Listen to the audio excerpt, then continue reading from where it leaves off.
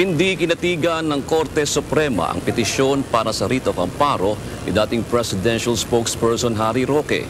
Inihain ng dating opisyal ang petisyon upang mabigyan siya ng proteksyon laban sa contempt at detention orders ng Quad Committee ng Kamara na anya'y pagbabanta sa kanyang buhay, kalayaan at seguridad.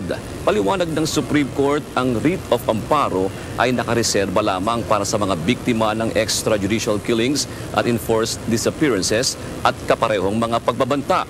Ayon sa Korte, hindi ganito ang kasalukuyang sitwasyon ni Atty. Harry Roque. The court denied Roque's prayer for the writ of amparo. It held that amparo is not the proper remedy against congressional contempt and detention orders.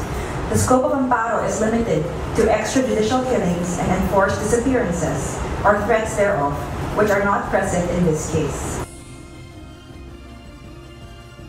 Samantala, pinasasagot naman ng Korte ang Quad Committee sa hiling ni Roque na pagbawalan silang obligahin ang dating presidential spokesperson na dumalo sa kanilang mga pagdinig at magsumite ng mga hinihinging dokumento.